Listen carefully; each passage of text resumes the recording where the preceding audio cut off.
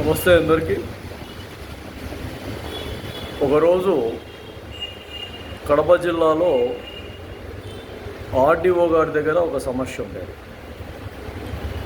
RDO గారి దగ్గర సమస్య ముద్దునూరులో ఒక పొలం గురించి. అది జమ్మలమడుగు నియోజకవర్గమే, ముద్దునూరు మండలం. అది ఒక ఎస్సీలకు ఒక బీసీలకు సంబంధించిన విషయంలో ఆర్డీఓ గారి దగ్గరికి వెళ్ళడం జరిగింది. ఎస్సీల భూమిలో బీసీలు పొలం పెట్టుకొని అన్ని విధాలుగా కొన్ని ఏళ్ల నుండి సాగులో ఉన్నారు. కొన్ని రోజుల తర్వాత అది ఎస్సీలకు సంబంధించిన పొలము కరెక్ట్గా అన్ని విధాలుగా ఆర్ఎస్ఆర్ నకలలో ఎస్సీలకు సంబంధించిన భూమి మాత్రమే అని తేలిన తర్వాత పూర్తిగా ఎస్సీలు కూడా ఆ విషయంలో ఆ భూమిని సాగులో ఏర్పాటు చేసుకోవాలని వెళ్ళడం, అక్కడ కొంత గొడవ జరగడం. ఆ విషయము ముద్దనూరు పోలీస్ స్టేషను, తదుపరి కొండాపురం సిఐ, తదుపరి జమ్మలమడుగు డిఎస్పి, తదుపరి అందరూ కలిసి ఆర్డీఓ గారి దగ్గరికి రావడం జరిగింది. ఈ నేపథ్యంలో ఆర్డీఓ గారు, అప్పుడున్న ఆర్డీఓ గారు నాగన్న ఆయన పేరు, ఆయన ఏమన్నాడంటే, మనము అన్ని విధాలుగా ఎవరైనా కానీ ఏ సామాజిక వర్గాలైనా కానీ గ్రామంలో ఉన్నప్పుడు అన్నదమ్ములుగా ఉండాలన్న విధానాలు ఆయన చెప్పడం జరిగింది. అన్నదమ్ములుగా ఉండాలన్న విధానాలలో కులాలు, మతాలు ఇంకా ఇలాంటివన్నీ చేసుకోకూడదు, జాగ్రత్తగా ఉండాలా.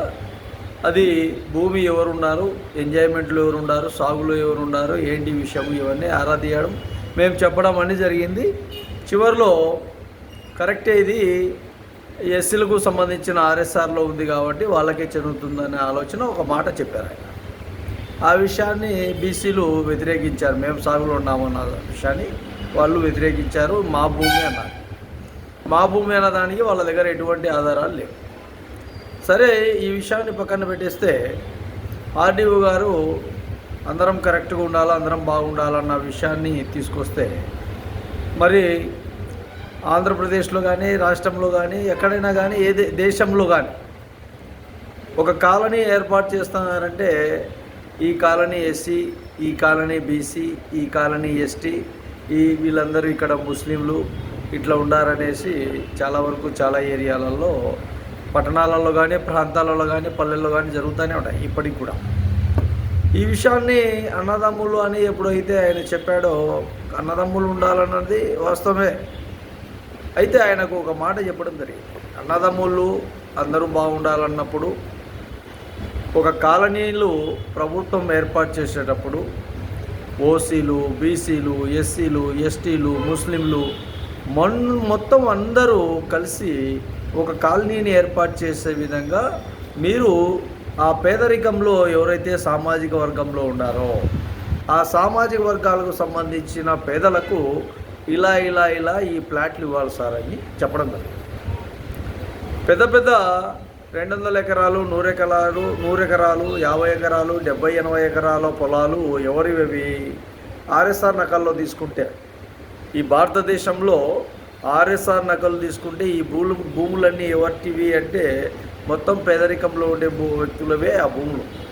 ఒకప్పట్లో ఆ భూములు సాగుబడి చేసుకున్న వ్యక్తులు రాబోయే కాలం, వచ్చే కాలం కొద్దీ రకరకాలుగా కొద్దిగా ఇబ్బందులు గురై ఆ భూములు చేసుకోలేక పావలాకు, ₹10, రూపాయికి, ₹2, ₹3, ₹4, ₹5 అప్పట్లో అమ్ముకొని ఈరోజు ఇబ్బందులు గురైపోయినప్పుడు ఆ భూములు ఈరోజు ఒక్కొక్కరి చేతులలో 200 ఎకరాలు, 100 ఎకరాలు ఉన్నాయంటే అవి వాళ్ళ తాత ముత్తాతలది కాదు, ఇవి మా తాత ముత్తాతల భూములు ఇవన్నీ.